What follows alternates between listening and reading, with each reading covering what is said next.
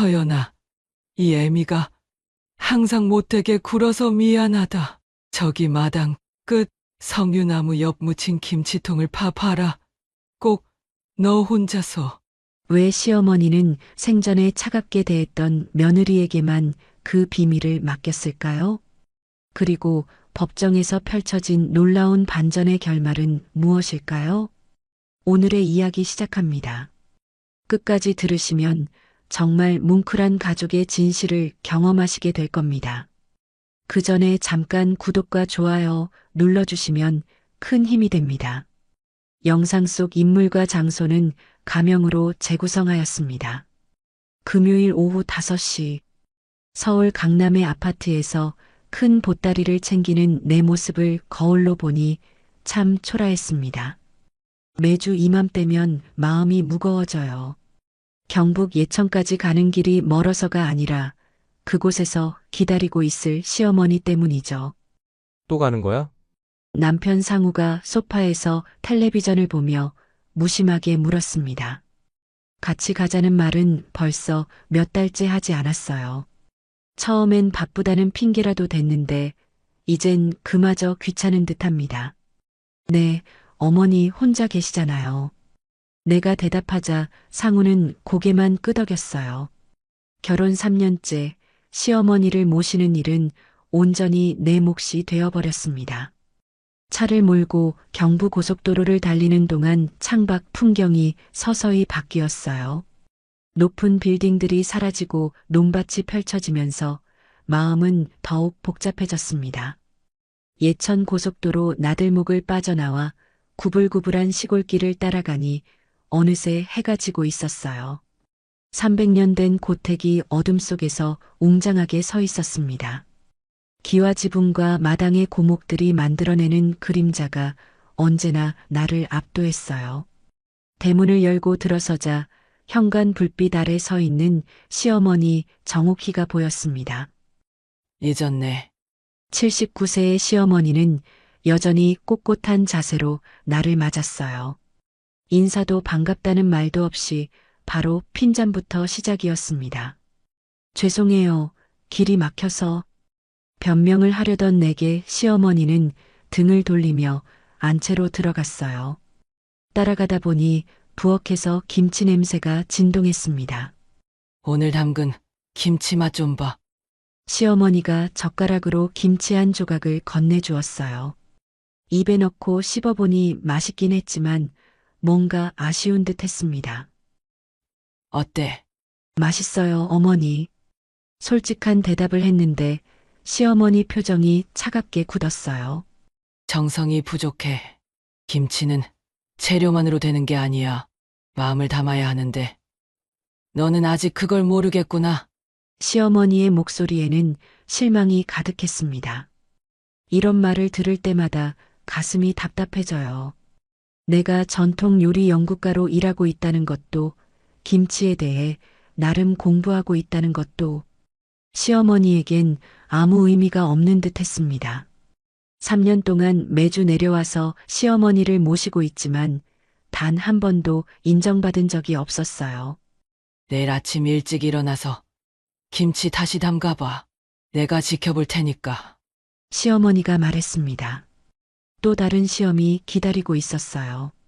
밤늦게 작은 사랑채 방에 누워 천장을 바라보며 생각에 잠겼습니다. 언제까지 이런 생활을 해야 할까요? 시어머니의 마음을 얻으려면 도대체 뭘 더 해야 하는 걸까요? 창밖으로 보이는 석류나무가 바람에 흔들리고 있었어요. 그 다음 주 화요일 평소보다 일찍 전화벨이 울렸습니다. 새벽 6시였어요. 잠결에 받은 전화기 너머로 들려온 목소리는 시동생 상현이었습니다. 형수님, 큰일 났어요. 어머니가 쓰러지셨어요. 상현의 목소리가 떨리고 있었어요. 순간 머릿속이 하얘졌습니다. 어떻게 된 거예요? 새벽에 화장실 가시다가 쓰러지셨대요. 지금 예천병원 응급실에 계세요. 빨리 오세요. 남편 상우와 함께 서둘러 예천으로 향했습니다. 평소 2시간 걸리는 길을 1시간 반 만에 달려갔어요. 병원 응급실은 이미 소란스러웠습니다. 상현과 그의 아내가 초조하게 기다리고 있었어요. 의사 선생님이 뭐라고 하셔? 상우가 물었습니다. 뇌출혈이래요. 수술은 했는데. 상현이 말을 잇지 못했어요. 중환자실 앞에서 우리는 하염없이 기다렸습니다.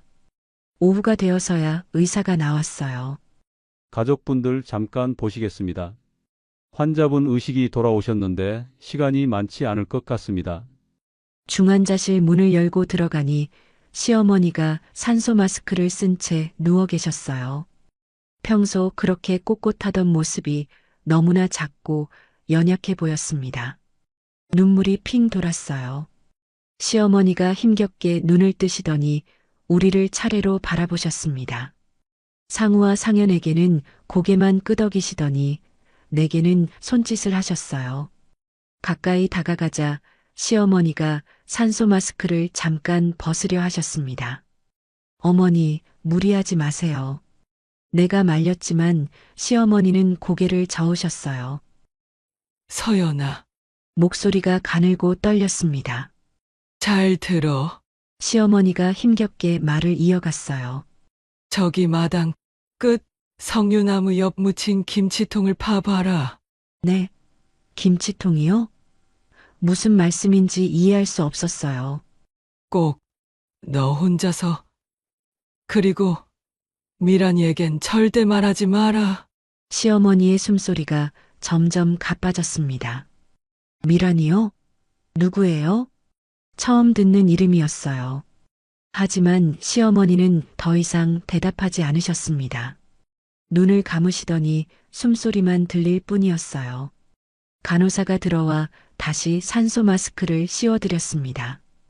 그날 밤 시어머니는 조용히 돌아가셨습니다. 마지막 순간까지 가족들이 지켜봤지만 시어머니는 다시 의식을 되찾지 못하셨어요. 장례 준비를 하면서도 시어머니의 마지막 말이 계속 머릿속을 맴돌았습니다. 석류나무 옆에 묻힌 김치통? 미란이라는 사람? 도대체 무슨 의미일까요? 상우와 상현은 장례식장 예약과 부고 연락에 바빴어요. 나는 시어머니의 유품을 정리하면서 혹시 단서가 될 만한 것이 있나 살펴봤습니다. 하지만 특별한 건 찾을 수 없었어요. 형수님 부고 돌릴 분들 명단 좀 확인해 주세요. 상현이 종이 한 장을 건네주었습니다. 친척들과 동네 분들 이름이 적혀 있었는데 그 중에 고미란이라는 이름이 눈에 띄었어요. 이분은 누구세요? 내가 물었습니다. 어머니 친구분이래요. 50년 직이라고 하던데. 상현이 대답했어요. 미란이. 혹시 시어머니가 말씀하신 그 미란이가 이 사람일까요? 가슴이 두근거렸습니다. 장례식 당일 예천읍의 장례식장은 조문객들로 붐볐습니다. 시어머니가 이 지역에서 유명한 김치명인이었던 만큼 많은 분들이 찾아주셨어요. 상복을 입고 영정 앞에 서 있는데 문득 시선이 느껴졌습니다. 입구 쪽을 바라보니 한 여자분이 천천히 걸어오고 계셨어요. 50대 후반쯤 되어 보이는데 화려한 한복을 입고 진주 목걸이까지 하고 계셨습니다. 다른 조문객들과는 확연히 다른 분위기였어요. 상주가 누구신가요? 그 여자분이 물었습니다. 목소리가 또렷하고 자신감이 넘쳤어요. 저희가 아들들입니다. 상우가 대답했습니다. 아, 그럼 이분이 며느리시군요. 그 여자분이 나를 바라보며 미소를 지었어요. 하지만 그 미소가 왠지 어색했습니다. 안녕하세요. 저는 고미란이에요. 오키 언니하고 50년 직이었죠. 바로 그 미란이었어요. 시어머니가 마지막에 말씀하신 그 사람. 가슴이 두근거렸지만 내색하지 않으려 애썼습니다. 아, 어머니가 많이 말씀해 주셨어요. 거짓말이었지만 자연스럽게 말했어요. 고미라는 영정 앞에서 절을 하더니 오랫동안 시어머니 사진을 바라봤습니다. 오키 언니 정말 고생 많으셨어요. 이제 편히 쉬세요. 목소리에 진심이 담겨 있는 것 같았어요. 하지만 뭔가 이상했습니다. 고미란이 조문을 마치고 나서도 자리를 뜨지 않고 상우, 상현 형제와 이야기를 나누고 있었어요. 멀리서 지켜보니 뭔가 진지한 대화를 나누는 것 같았습니다. 형수님, 잠깐 이리 오세요. 상현이 나를 불렀어요. 고미란 옆으로 가니 그녀가 환한 미소를 지으며 말했습니다. 며느리분, 오키 언니가 김치 사업을 하셨잖아요. 사실 저도 그 일에 조금 관련이 있어서 말이에요. 네? 무슨 말씀이세요? 자세한 얘기는 장례 끝나고 해야겠네요. 너무 복잡한 얘기라서. 고미란이 애매하게 웃으며 말했어요. 그때 상우가 끼어들었습니다. 미란 이모님이 어머니와 함께 김치 사업을 하셨다고 하네요. 브랜드 등록이나 그런 것들 말이에요. 무슨 말인지 전혀 이해할 수 없었어요. 시어머니는 그런 말씀을 하신 적이 없었는데, 하지만 장례식장에서 자세히 물어볼 수는 없었습니다. 고미라는 장례 기간 내내 우리 옆에 붙어 있었어요. 친척들에게는 자신을 시어머니의 절친이자 사업 동반자라고 소개했습니다. 조문객들과 인사를 나누는 모습도 마치 가족인 것처럼 자연스러웠어요. 오키 언니가 정말 대단한 분이었어요. 김치 하나로 이렇게 많은 사람들이 사랑했으니까요. 고미란이 내게 말했습니다. 네, 정말 훌륭하신 분이셨죠. 내가 답하자 고미란이 의미심장한 눈빛을 보냈어요. 그런데 며느리분, 어머니가 마지막에 특별한 말씀 같은 건 없으셨어요? 뭔가 당부하시거나. 순간 등골이 서늘해졌습니다. 왜 이런 질문을 하는 걸까요? 시어머니가 미란이에겐 절대 말하지 말라고 하신 말이 떠올랐어요. 아니요, 별 말씀 없으셨어요. 거짓말을 할 수밖에 없었습니다. 고미란은 잠시 나를 자세히 들여다보더니 고개를 끄덕였어요.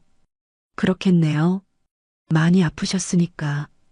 장례를 치르는 3일 동안 고미란은 계속 우리 가족과 함께 있었습니다.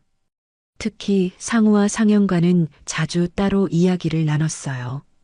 뭔가 중요한 얘기를 하는 것 같았는데 나만 빠져있는 느낌이었습니다.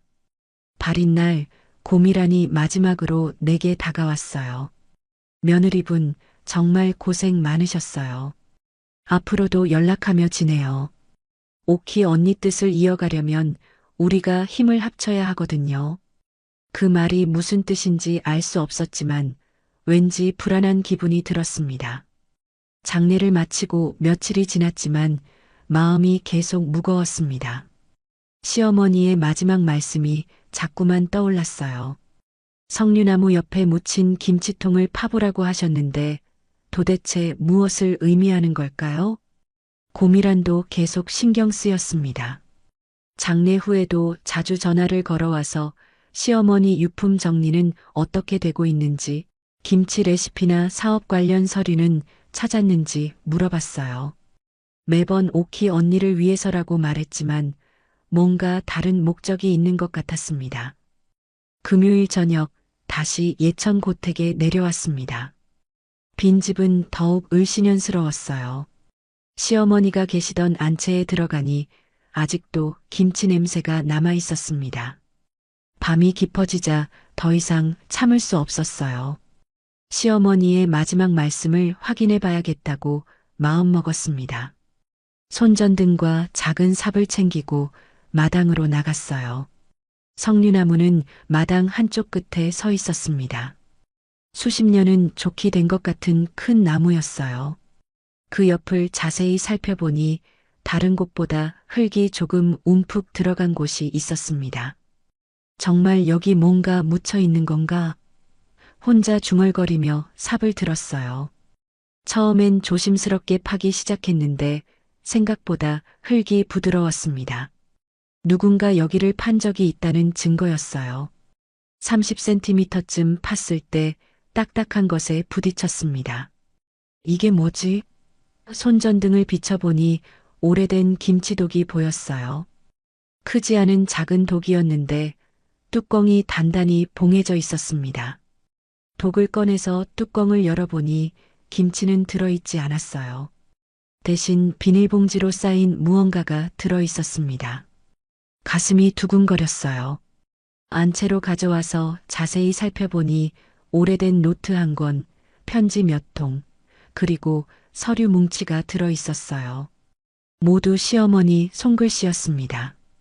가장 위에 있던 편지부터 읽어봤어요. 서연아, 이 편지를 읽고 있다면 내가 세상을 떠난 후일 것이다. 미안하다. 살아생전에 너에게 따뜻한 말 한마디 제대로 하지 못해서 눈물이 핑 돌았습니다. 시어머니가 내 이름을 부르는 것도 이렇게 부드러운 말씀을 하시는 것도 처음이었어요. 너는 정말 좋은 며느리였다. 내가 까칠하게 굴어서 상처받았을 텐데 그래도 매주 내려와서 나를 돌봐줬지. 고마웠다. 편지를 읽으면서 계속 눈물이 흘렀어요. 시어머니도 내 마음을 알고 계셨구나. 김치는 단순한 음식이 아니란다. 우리 집안의 300년 전통이고 대대로 이어져 온 마음이야. 그 마음을 너에게 맡기고 싶다. 편지는 계속 이어졌습니다. 하지만 조심해야 할 사람이 있다. 미란이다. 그 사람은 오래전부터 우리 집 김치 비법을 탐내왔어. 절대 믿어서는 안 된다. 고미란에 대한 경고였어요. 역시 뭔가 수상했던 게 맞았습니다. 이 안에 들어있는 서류들을 잘 보관해라. 언젠가 필요할 때가 올 것이다. 특히 미란이가 거짓말을 할 때 증거가 될 거야. 서류 뭉치를 살펴보니 고미란과 주고받은 각서, 계약서, 그리고 통장 사본들이 들어있었어요. 자세히 읽어보니 놀라운 내용이었습니다. 10년 전 고미란이 김치 사업 자금 명목으로 1억 원을 빌려갔다는 각서가 있었어요. 그런데 아직 갚지 않았다는 내용도 함께 적혀 있었습니다. 서연아, 너에게 우리 집의 맛을, 그 전부를 맡긴다. 김치는 음식이 아니라 유산이란다. 잘 부탁한다. 편지의 마지막 문장을 읽으니 어깨가 무거워졌어요. 시어머니가 나를 진정한 후계자로 인정해 주신 거였습니다. 노트를 펼쳐보니 김치 레시피와 함께 고미란에 대한 기록들이 빼곡히 적혀 있었어요. 언제부터 의심하기 시작했는지, 어떤 일들이 있었는지 상세하게 기록되어 있었습니다. 새벽이 되어서야 모든 걸 다 읽을 수 있었어요. 이제 고미란이 왜 그렇게 김치 사업에 관심을 보이는지 알 것 같았습니다. 일주일 후 고미란의 전화가 왔습니다. 목소리가 평소와 달리 단호했어요. 서연 씨, 우리 만나서 중요한 얘기 좀 해야겠어요. 오키 언니가 돌아가시기 전에 약속하신 게 있거든요. 무슨 약속이요? 전화로는 어려우니까 직접 만나요. 내일 예천으로 갈게요. 다음 날 고미란이 고택으로 찾아왔습니다. 평소보다 더 화려하게 차려입고 서류 가방까지 들고 왔어요. 뭔가 준비를 단단히 해온 느낌이었습니다. 서연 씨, 앉아요. 고미란이 마치 이 집 주인인 것처럼 말했어요. 안채 거실에 앉아 고미란이 서류 가방에서 몇 장의 종이를 꺼냈습니다. 이걸 보세요. 서류를 받아보니 공동사업 계약서라고 적혀 있었어요. 시어머니와 고미란의 이름이 나란히 적혀 있었습니다. 이게 뭐예요? 오키 언니와 제가 10년 전에 맺은 계약서예요. 김치 브랜드를 공동으로 운영하기로 한 거죠. 제가 자금을 대고 언니가 기술을 제공하는 구조였어요. 서류를 자세히 살펴보니 확실히 시어머니 도장이 찍혀 있었어요. 하지만 뭔가 이상했습니다. 그런데 어머니는 그런 말씀하신 적이 없으셔서 오키 언니가 말 안 하셨을 수도 있죠. 가족들한테는 사업 얘기 잘 안 하시잖아요. 고미란이 능숙하게 대답했어요. 그래서 뭘 어쩌자는 거예요? 당연히 계약에 따라 김치 브랜드 절반은 제 몫이죠. 이제 언니가 돌아가셨으니까 정리를 해야 한다고 생각해요. 머리가 복잡해졌습니다. 시어머니가 남기신 편지에서는 고미란을 조심하라고 하셨는데 실제로는 사업 파트너였다는 건가요? 좀 더 생각해 볼 시간을 주세요. 갑작스러워서. 물론이죠. 하지만 너무 오래 끌면 안 되겠어요. 법적으로도 문제가 될 수 있거든요. 고미란의 목소리에 압박감이 느껴졌어요. 고미란이 돌아간 후 상우에게 전화를 걸었습니다. 여보, 어머니가 고미란 이모와 사업을 같이 하셨다는 거 알고 있었어요? 아니, 처음 듣는 얘기인데? 어머니가 그런 말씀하신 적 없어. 상현에게도 물어봤지만 역시 모른다고 했어요. 그런데 며칠 후부터 이상한 일들이 벌어지기 시작했습니다. 먼저 동네에 소문이 돌기 시작했어요. 예천읍내 시장에서 채소를 사러 갔는데 상인들이 수군거리는 소리가 들렸습니다. 저 사람이 시어머니 재산 독차지했다는 그 며느리 아냐? 맞아. 친구분이 절반 권리 있다는데 안 준다더라. 얼굴이 화끈거렸어요. 도대체 누가 이런 소문을 퍼뜨린 건지 뻔했습니다. 일주일 후에는 지역 신문에까지 기사가 났어요. 김치명인 유산 분쟁, 며느리와 지인 간 갈등 심화라는 제목으로 자극적으로 보도되었습니다. 기사에는 고미란의 인터뷰도 실려 있었어요. 고인과 50년 지기였던 제가 정당한 권리를 주장하는 건데 며느리분이 이해해주지 않으셔서 안타깝습니다. 화가 머리끝까지 치밀었어요. 하지만 더 큰 문제는 가족들의 반응이었습니다. 상현이 전화를 걸어왔어요. 형수님, 신문 기사 봤어요. 이거 우리 가족 명예에도 안 좋은데 그냥 적당히 타협하는 게 어때요? 상현 씨, 저도 정확히 뭐가 어떻게 된 건지 모르겠어요. 어쨌든 소송까지 가면 더 시끄러워질 텐데.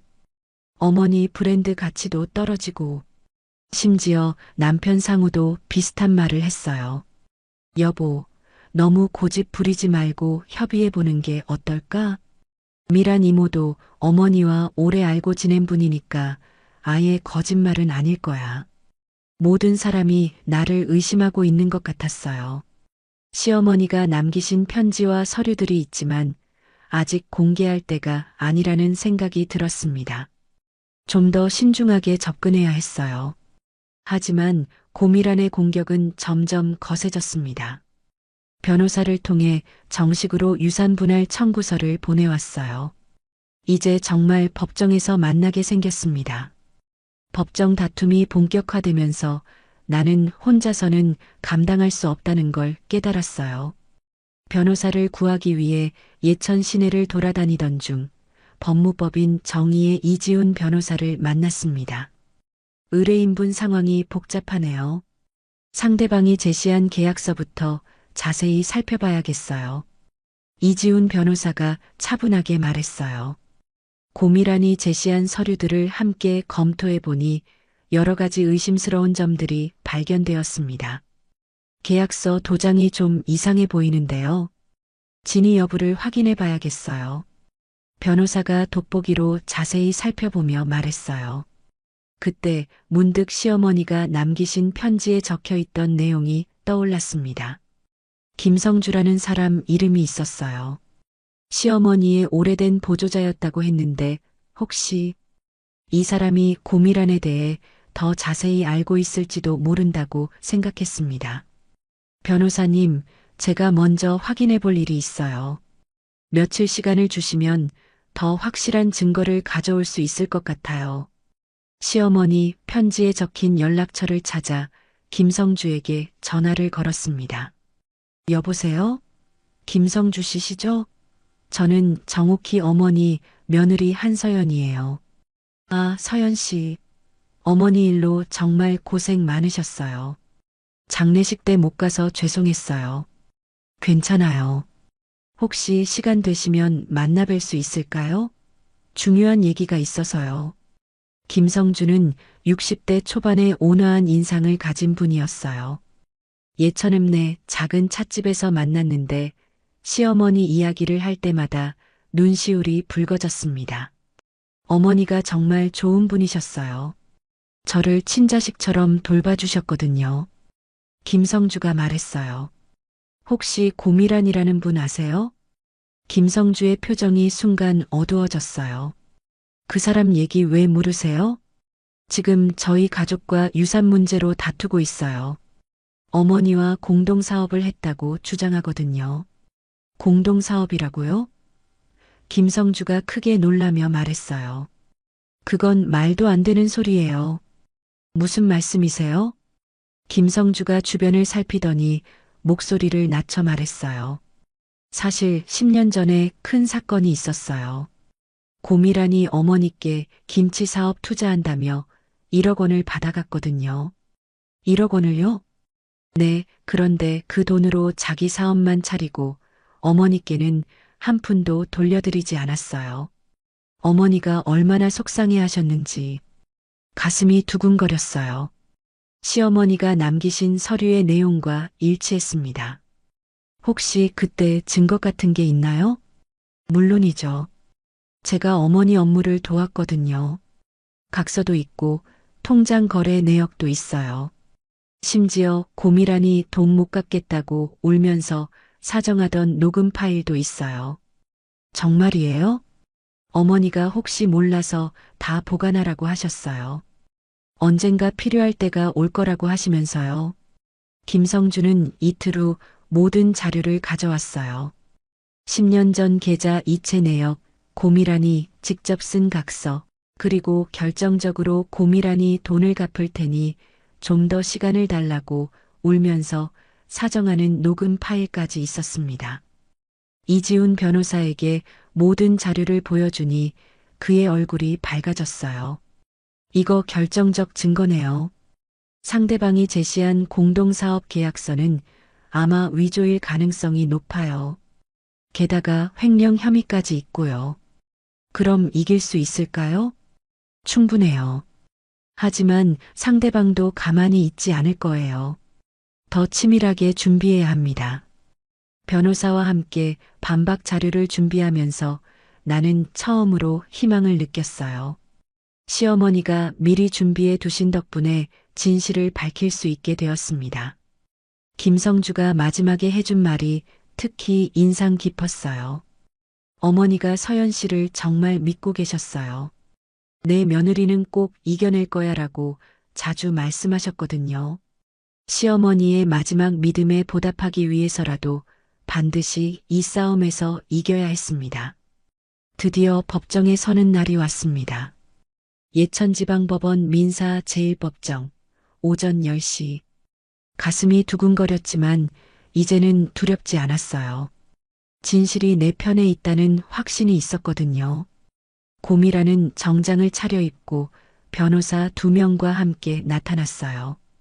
여전히 자신만만한 표정이었습니다. 방청석에는 상우와 상현 그리고 김성주가 앉아 있었어요. 민사 제2024호 유산분할 청구 사건을 개정합니다.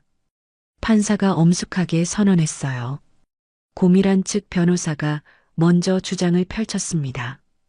고미란 씨는 고인과 50년 지기로 10년 전부터 김치 사업을 공동으로 운영해 왔습니다. 이는 정당한 계약에 의한 것으로 그들이 제시한 증거는 예상대로 공동사업 계약서와 몇 장의 사진이 전부였어요. 사진들은 시어머니와 고미란이 함께 찍은 것들이었는데 단순한 친분 관계를 보여주는 것에 불과했습니다.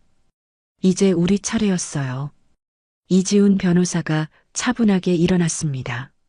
존경하는 재판장님, 피고 측이 제시한 계약서는 위조된 문서입니다. 무엇보다 원고 고미란 씨는 10년 전 고인으로부터 1억 원을 사기로 편취한 전력이 있습니다. 고미란의 얼굴이 순간 굳어졌어요. 변호사가 계속해서 증거를 제시했습니다. 먼저 이 각서를 보시기 바랍니다. 고미란 씨가 직접 작성한 차용각서로 김치사업 투자 명목으로 1억 원을 차용했다는 내용입니다. 김성주가 보관해왔던 각서가 법정에 제출되었어요. 고미란의 자필로 분명히 적혀 있었습니다. 또한 이는 당시 계좌 이체 내역입니다. 고인의 계좌에서 고미란 씨 계좌로 1억 원이 이체된 기록이 명확히 남아 있습니다. 은행 거래 내역서가 스크린에 크게 나타났어요. 고미란이 당황하는 모습이 보였습니다. 더욱 결정적인 증거가 있습니다. 변호사가 녹음기를 들어 올렸어요. 이는 3년 전 고미란 씨가 고인에게 사과하며 돈을 갚겠다고 약속하는 녹음 파일입니다. 법정에 고미란의 목소리가 울려 퍼졌어요. 언니, 정말 죄송해요. 사업이 잘못되어서 조금만 더 시간을 주시면 꼭 갚을게요. 제발 고소하지 마세요. 고미란이 얼굴을 손으로 가렸어요. 방청석에서 작은 소동이 일어났습니다. 뿐만 아니라 피고가 제시한 공동사업 계약서는 명백한 위조 문서입니다. 변호사가 확대된 계약서를 가리키며 말했어요. 고인의 실제 도장과 비교해보면 크기와 글자체가 다릅니다. 감정 결과까지 제출되자 고미란 측 변호사들의 얼굴이 어두워졌어요. 판사가 고미란에게 물었습니다. 원고는 지금까지 제시된 증거에 대해 어떻게 변명하시겠습니까? 고미란이 떨리는 목소리로 대답했어요. 그것은 오해입니다. 제가 돈을 빌린 건 맞지만 나중에 사업 파트너가 되기로 약속했어요.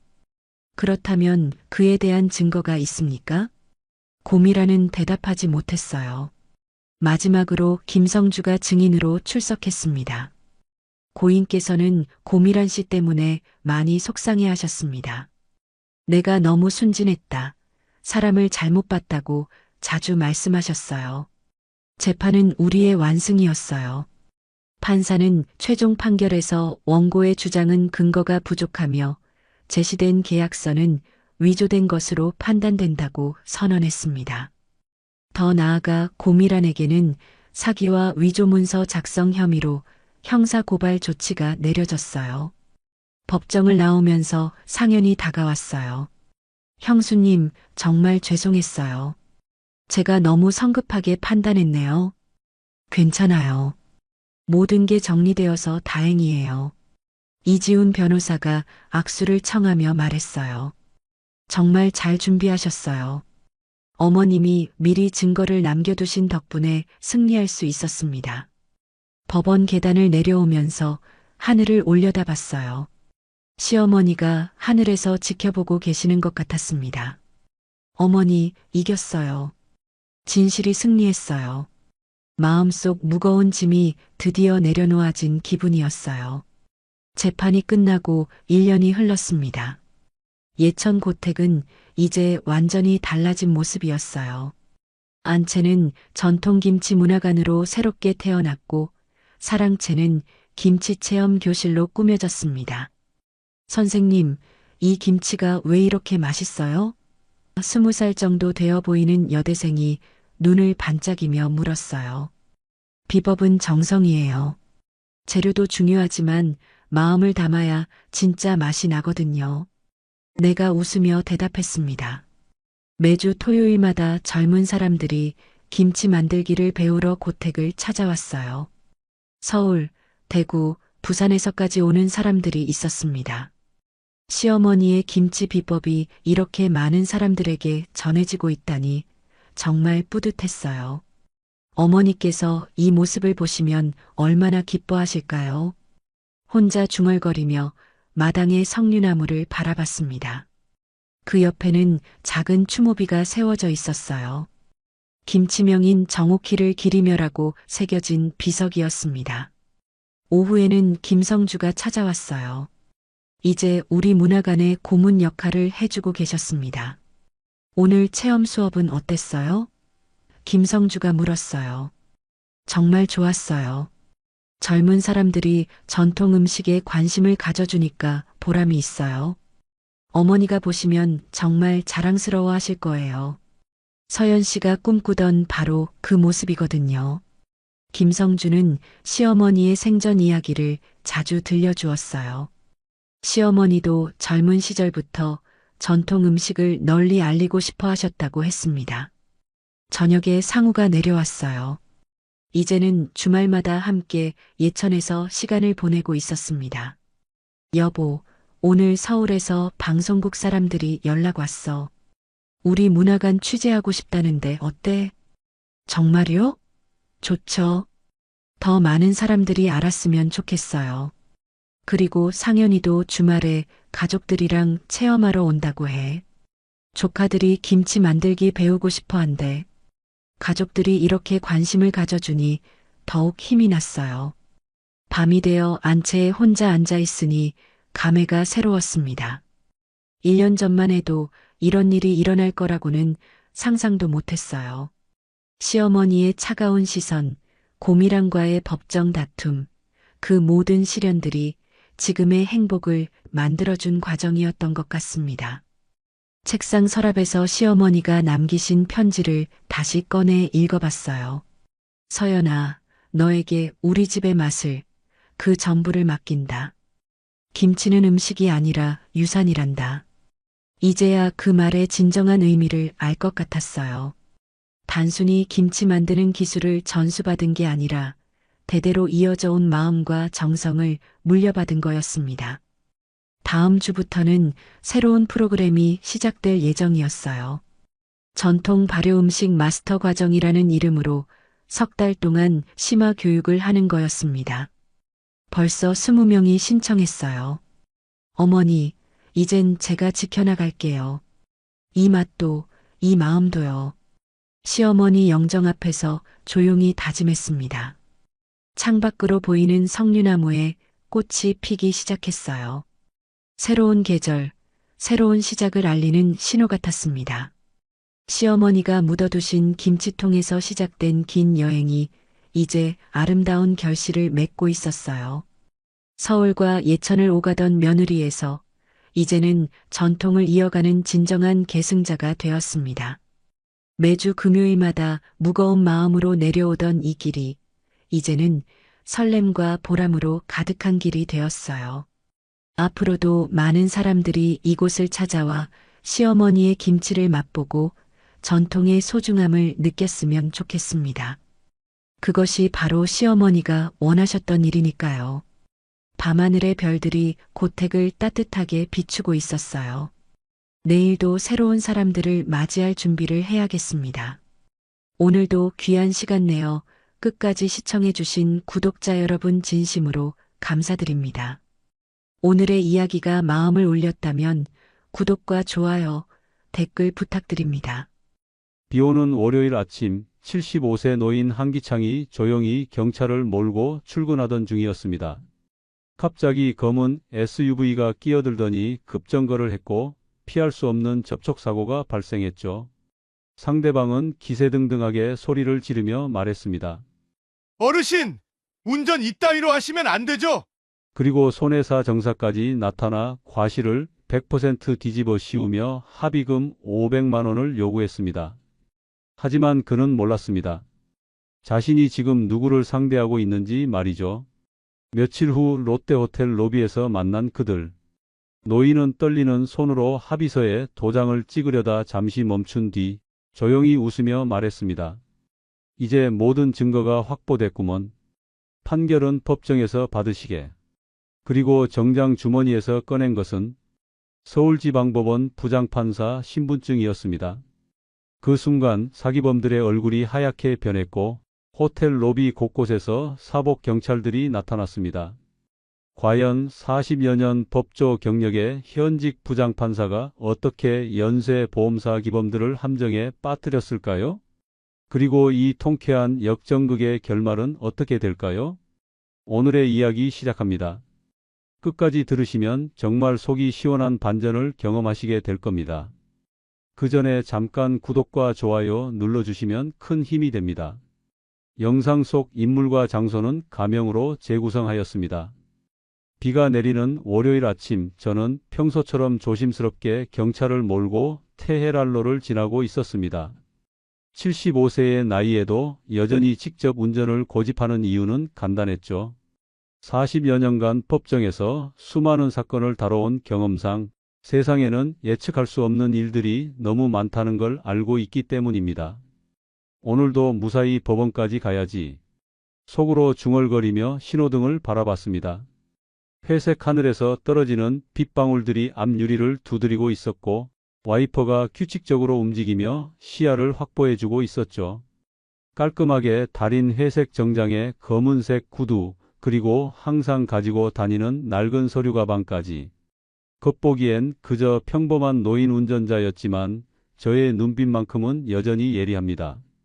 신호등이 초록불로 바뀌자 천천히 엑셀러레이터를 밟았습니다.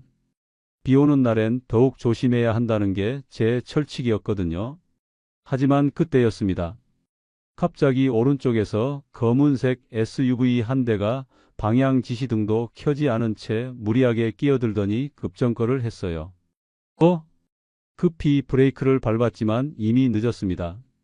콰당 하는 소리와 함께 제 경차 앞부분이 SUV 뒷범퍼에 살짝 부딪혔죠. 충격은 크지 않았지만 심장이 빠르게 뛰기 시작했습니다. 잠시 심호흡을 하며 상황을 정리했어요. 분명 상대방이 갑자기 끼어들면서 생긴 사고였지만 뒤에서 받은 제가 과실을 떠안게 될 가능성이 높다는 걸 알고 있었습니다. 하지만 무엇보다 상대방의 안전이 우선이었죠. 엔진을 끄고 차에서 내렸습니다. 비가 제 어깨를 적시기 시작했지만 신경 쓸 겨를이 없었어요. SUV 운전석 문이 열리더니 40대 중반쯤 되어 보이는 남성이 내렸습니다. 키가 크고 체격이 좋은 편이었는데 표정이 심상치 않았어요. 어르신, 운전 이따위로 하시면 안 되죠? 그 남성의 목소리가 빗소리를 뚫고 들려왔습니다. 조성우라고 자신을 소개한 그는 제게 다가오며 고함을 쳤죠. 저는 침착하게 그의 얼굴을 살펴봤습니다. 괜찮으세요? 제가 먼저 안부를 물었지만 조성우는 더욱 기세등등해졌어요. 괜찮긴 뭐가 괜찮아요. 목이 아프고 허리도 아픈데. 그의 반응을 보며 이상한 느낌이 들기 시작했습니다. 사고 직후치고는 너무나 연기가 과한 것 같았거든요. 조성우의 과장된 반응을 지켜보며 저는 속으로 한 가지 확신을 갖기 시작했습니다. 이건 단순한 접촉사고가 아니라는 것이죠. 40여 년간 법정에서 온갖 연기와 거짓말을 봐온 제 눈에는 그의 행동이 너무나 부자연스럽게 느껴졌습니다. 어르신, 이렇게 운전하시면 안 되죠? 앞차가 서 있는데 왜 못 보셨어요? 조성우는 계속해서 저를 몰아붙였습니다. 하지만 저는 여전히 침착함을 유지했죠. 죄송합니다. 괜찮으시면 다행인데. 괜찮을 리가 있겠어요. 목도 아프고 허리도 뻐근하고. 그때 또 다른 차 한 대가 멈춰 섰습니다. 30대 중반의 여성이 내려와 저희 쪽으로 걸어왔어요. 정장 차림에 서류 가방을 든 모습이 전문직 종사자처럼 보였습니다. 무슨 일이세요? 여성이 물었고 조성우가 빠르게 대답했습니다. 이 어르신이 뒤에서 받으셨어요. 목격자 계시면 좋겠는데. 아, 제가 다 봤어요. 앞차가 서 있는데 뒷차가 못 멈춘 거네요. 그 여성이 장서진이라고 자신을 소개하며 손해사 정사 명함을 건넸습니다. 이상하게도 사고 현장에 손해사 정사가 이렇게 빨리 나타날 수 있을까 하는 의문이 들었어요. 보험은 접수 안 하시는 게 좋을 텐데요. 과실 100%시잖아요. 장서진의 말에 조성우가 고개를 끄덕였습니다. 맞아요, 어르신. 보험 올리시는 것보다 그냥 합의하시는 게 나을 것 같은데요. 둘의 대화를 들으며 저는 점점 확신이 섰습니다. 이들은 분명 한 팀이었어요. 조성우의 과장된 연기, 장서진의 너무나 시의적절한 등장, 그리고 측석에서 나오는 합의 제안까지. 모든 것이 계획된 것처럼 보였습니다. 그럼 그렇게 하죠. 저는 고개를 숙이며 말했습니다. 하지만 마음속으로는 이미 다른 계획을 세우고 있었어요. 이들이 저를 만만한 노인으로 보고 있다면 그것을 역이용할 수 있을 거라는 생각이 들었습니다. 어르신, 현명한 선택이세요. 병원비랑 수리비 포함해서 500만 원 정도면 될 것 같은데요. 조성우가 금액을 제시했을 때 저는 놀란 척 눈을 크게 떴습니다. 500만 원이요? 네, 목 디스크 검사도 받아야 하고 차 수리비도 만만치 않거든요. 장서진이 거들었습니다. 저는 잠시 망설이는 척하다가 결국 수락하는 모습을 보였어요. 알겠습니다. 그런데 현금으로 하면 좀 깎아주실 수 있을까요? 현금이면 400만 원으로 해드릴게요. 조성우의 눈이 반짝였습니다. 현금 거래를 원한다는 것은 이들에게는 더 좋은 조건이었을 테니까요. 집으로 돌아온 저는 곧바로 서재로 향했습니다. 40여 년간 쌓아온 법률 서적들 사이에서 과거 판결 사례집을 꺼내들었어요. 조성우와 장서진의 수법이 어딘지 낯익다는 생각이 들었거든요. 분명 어디선가 본 패턴이야. 책장을 넘기며 교통사고 관련 보험사기 사건들을 찾아봤습니다. 그러다가 3년 전 제가 직접 재판한 사건 하나가 눈에 띄었어요. 조성우라는 이름이 피고인 명단에 있었습니다. 역시 그랬구나. 그때 당시 조성우는 집행유예로 풀려났었죠. 하지만 이번엔 다른 수법을 쓰고 있는 것 같았습니다. 더 교묘하고 계획적으로 말이에요. 핸드폰을 꺼내 오랜 지인인 박진수 변호사에게 전화를 걸었습니다. 사법연수원 동기였던 그는 현재 대형 법무법인에서 일하고 있었어요. 진수야, 나야. 기창이. 기창이 형. 무슨 일이세요? 급한 부탁이 있어. 조성우, 장서진, 최미경. 이 이름들 사건 기록 좀 찾아봐 줄 수 있어? 네, 물론이죠. 무슨 일인데요? 오늘 교통사고를 당했는데 뭔가 수상해서 말이야. 박진수는 곧바로 알아보겠다고 했습니다. 그리고 2시간 후 그의 전화가 왔어요. 형, 대박이네요. 조성우는 과거 보험 사기로 2번 기소됐고 장서진은 허위 손해사정으로 징계받은 기록이 있어요. 최미경이라는 여자는 가짜 목격자나 피해자 역할을 하는 것 같고요. 역시 그렇구나. 혹시 피해자들 연락처도 알 수 있을까? 몇 명은 찾을 수 있을 것 같아요. 보내드릴 거? 전화를 끊고 나서 저는 계획을 세우기 시작했습니다. 단순히 신고만 하는 것으로는 부족했어요. 확실한 증거를 잡아야 했습니다. 저녁 무렵 조성우에게서 전화가 왔습니다. 어르신, 저 낮에 사고 난 조성우입니다. 병원 다녀왔는데 목 디스크 소견이 나왔어요. 아, 그러셨군요. 많이 아프세요? 네, 좀 그렇네요. 그래서 말인데 치료비가 좀 더 들 것 같아서요. 600만 원 정도로 하면 어떨까요? 금액이 올라갔습니다. 예상했던 일이었어요. 600만 원이요? 좀 부담스럽긴 한데. 어르신, 병원에서 진단서도 나왔고 치료 기간도 8주라고 나왔거든요. 보험으로 하시면 더 복잡해질 텐데요. 그럼 현금으로 하면 좀 깎아주실 수 있을까요? 현금이면 500만 원으로 하죠. 대신 빨리 정리했으면 좋겠어요. 알겠습니다. 그런데 제가 나이가 있다 보니 은행 가는 것도 좀 힘들어서요. 호텔 로비 같은 데서 만나면 어떨까요? 호텔 로비요? 네, 롯데호텔 로비 카페 어떠세요? 거기가 조용하고 좋더라고요. 조성우가 잠시 망설이더니 동의했습니다. 좋아요. 내일 오후 2시에 만나죠. 전화를 끊고 나서 저는 또 다른 전화를 걸었습니다. 강남경찰서 교통조사관인 이도연에게였어요. 그는 제가 판사로 일할 때부터 알고 지낸 후배였습니다. 도연아, 나야. 한기창 판사. 판사님, 안녕하세요. 급한 일이 있어서 그러는데 내일 함정 수사에 협조해 줄 수 있어? 상황을 설명하자 이도연은 흔쾌히 도와주겠다고 했습니다. 이제 모든 준비가 끝났어요. 다음 날 아침 저는 평소보다 일찍 일어나 준비를 시작했습니다. 오늘은 매우 중요한 날이었거든요. 거울 앞에서 체크무늬 조끼를 입고 머리를 단정히 빗었어요. 최대한 무해해 보이는 평범한 할아버지의 모습을 연출해야 했습니다. 오늘은 연기도 좀 해야겠구나. 속으로 중얼거리며 약봉지 몇 개를 주머니에 넣었습니다. 혈압약, 당뇨약 등 실제로 복용하는 약들이었지만 오늘은 소품 역할도 해줄 예정이었어요. 오전 10시 이도연과 만나 최종 계획을 점검했습니다.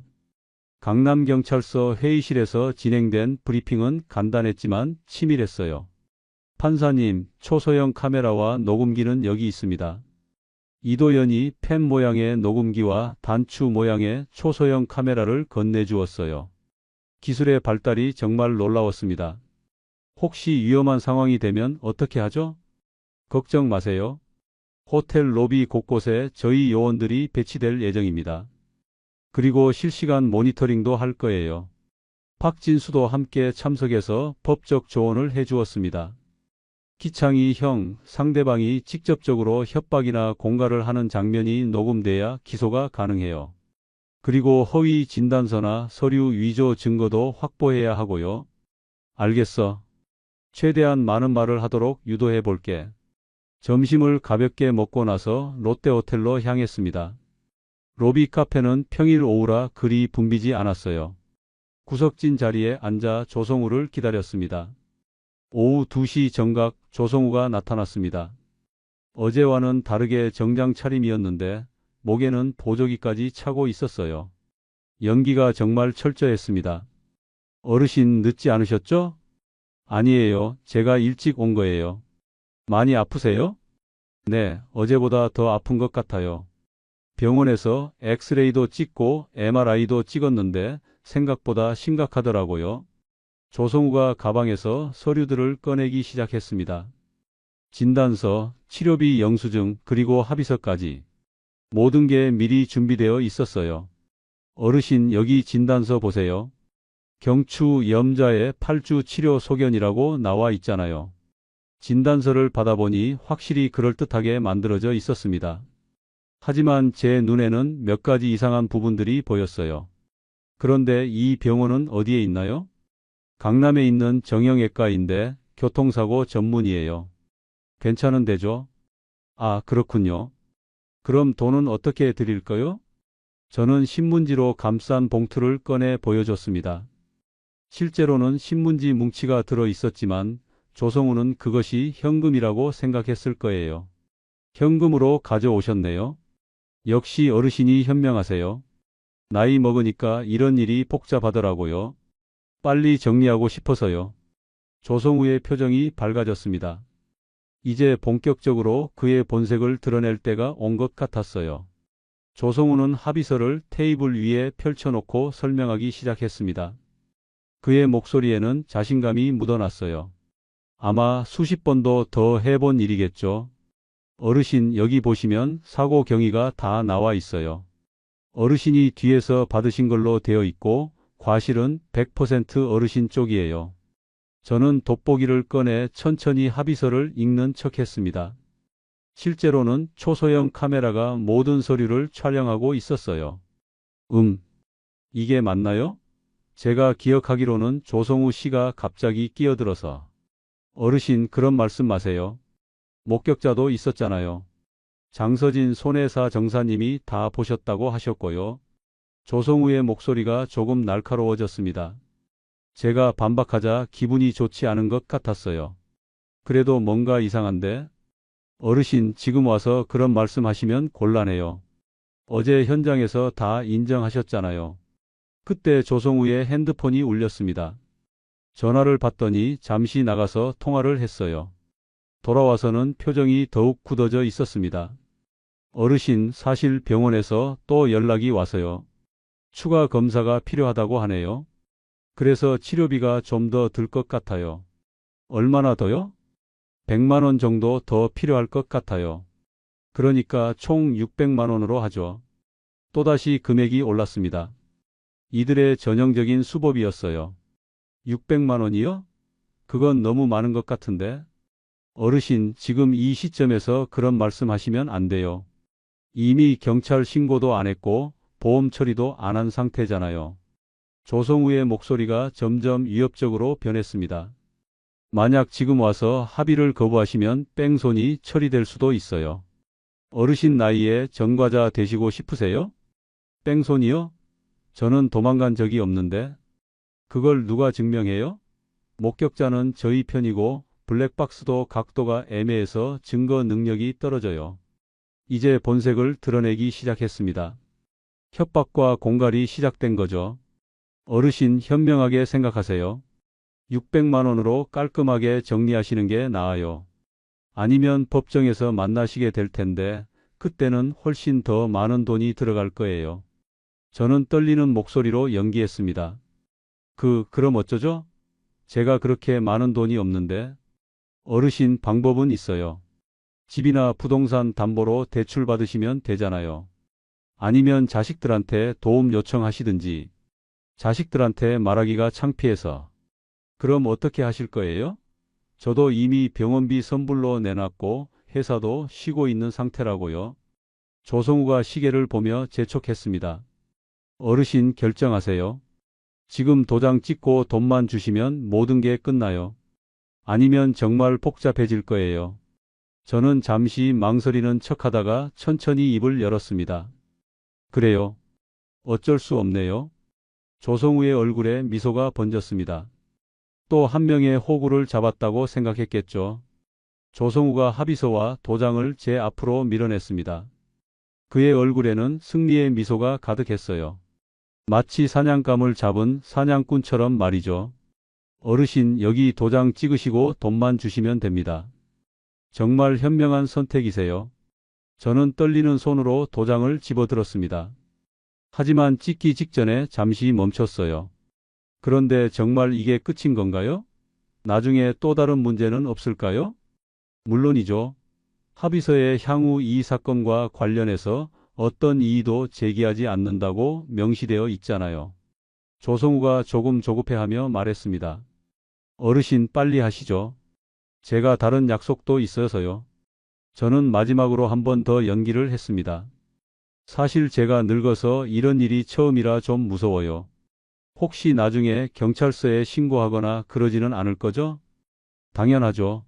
합의하면 끝이에요. 신고할 이유가 없잖아요. 그때 조성우가 실수를 했습니다. 좀 더 구체적으로 협박을 시작한 거죠. 어르신, 솔직히 말씀드리면 이미 저희가 다 준비해 놨어요. 목격자도 있고 의료진도 협조적이고. 어르신이 지금 거부하시면 정말 뺑소니범으로 고발당하실 수도 있다고요. 뺑소니범이요? 네, 사고 후에 제대로 신고 안 하고 현장을 떠났으니까 뺑소니죠. 그러면 벌금이나 교도소 갈 수도 있어요. 어르신 나이에 그런 일 당하고 싶으세요? 조성우의 목소리가 점점 더 위협적으로 변했습니다. 완전히 본색을 드러낸 거죠. 게다가 저희는 이런 일 전문이에요. 변호사도 있고 의료진도 있고. 어르신 혼자서는 절대 이길 수 없어요. 이제 조직적 범죄라는 것까지 스스로 인정했습니다. 녹음기와 카메라가 모든 걸 기록하고 있었어요. 저는 잠시 고개를 숙이고 있다가 천천히 얼굴을 들었습니다. 그리고 조용히 웃었어요. 그래, 이제 다 찍혔구먼. 네? 뭐가요? 조성우가 당황하며 물었습니다. 판결은 법정에서 받으시게. 저는 정장 안주머니에서 판사 신분증과 명패를 꺼내 테이블 위에 올려놓았습니다. 서울지방법원 부장판사 한기창이라고 새겨진 명패가 조성우의 눈에 들어갔어요. 서울지방법원 부장판사 한기창입니다. 조성우의 얼굴이 순식간에 하얗게 변했습니다.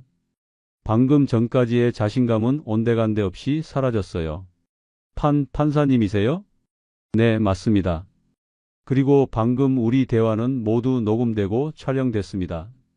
조성우가 벌떡 일어서려는 순간 호텔 로비 곳곳에서 사복 경찰들이 나타났습니다. 이도연이 팀을 이끌고 다가오고 있었어요. 조성우 씨, 사기 및 공갈 혐의로 긴급 체포합니다. 조성우는 아직도 상황을 받아들이지 못하는 듯 멍하니 서 있었습니다. 이런 식으로 몇 명이나 속이셨나요? 제가 조용히 물었지만 조성우는 대답하지 못했어요. 수갑이 채워지는 그의 모습을 보며 저는 묘한 만족감을 느꼈습니다. 조성우가 체포된 후 경찰서에서 본격적인 수사가 시작됐습니다. 이도연이 수사팀장을 맡아 진행하는 과정에서 놀라운 사실들이 하나씩 드러나기 시작했어요. 판사님, 대단하세요. 이번 체포로 연쇄 보험사기 조직 전체를 잡을 수 있을 것 같습니다. 이도연이 흥미진진한 표정으로 수사 결과를 보고했습니다. 조성우 휴대폰에서 장서진, 최미경과의 대화 내용이 다 나왔어요. 지난 2년간 무려 30여 건의 사기를 저질렀습니다. 30여 건이나? 네, 주로 노인층을 대상으로 했고요. 수법도 거의 똑같았어요. 조성우가 고의로 급정거를 해서 접촉사고를 유발하고 장서진이 손해사 정사로 나타나서 과실을 뒤집어 씌우고 최미경이 가짜 목격자나 때로는 추가 피해자 역할을 했습니다. 박진수도 합류해서 법적 분석을 도와줬어요. 기창이 형 덕분에 결정적 증거를 확보했네요. 녹음 파일에서 조직적 범죄 구조가 명확히 드러났고 협박과 공갈 내용도 완벽하게 기록됐어요. 피해자들은 어떻게 됐나? 대부분 연락이 닿았어요. 다들 억울해하고 계셨는데 이번 기회에 피해 금액을 되찾을 수 있을 것 같습니다. 며칠 후 언론에 이 사건이 크게 보도됐습니다. 주요 방송사들이 앞다퉈 뉴스로 다뤘어요. 노인 대상 교통보험 사기 조직 현직 부장판사에게 덫에 걸려 검거되다. 75세 판사의 기지, 연쇄 사기범 일망타진. 40여 년 법조 경력의 노련함으로 정의 실현. 뉴스를 보며 저는 복잡한 심정이었습니다. 유명해지는 것이 목적은 아니었거든요. 다만 이런 사기꾼들이 더 이상 무고한 시민들을 속이지 못하게 되었다는 점에서 보람을 느꼈습니다. 법원에서도 화제가 됐어요. 후배 판사들과 법원 직원들이 저를 보는 시선이 달라졌습니다. 한기창 부장판사님 진짜 멋있으시다. 나이가 들어도 정의감은 여전하시네. 저렇게 침착하게 대응하시다니 대단해. 복도를 지나다니면 이런 말들이 들려왔어요. 조금 쑥스럽긴 했지만 나쁘지 않은 기분이었습니다. 한 달 후 재판이 열렸습니다. 제가 직접 재판장을 맡을 수는 없어서 동료 판사가 맡았지만 증인으로 출석해야 했어요. 증인 한기창 선서하십시오. 법정에서 증인석에 서니 새로운 기분이었습니다. 평생 재판장 자리에만 앉아 있다가 증인석에 서다니 말이에요. 조성우, 장서진, 최미경 모두 구속 기소됐고 각각 징역 3년에서 5년의 실형을 선고받았습니다.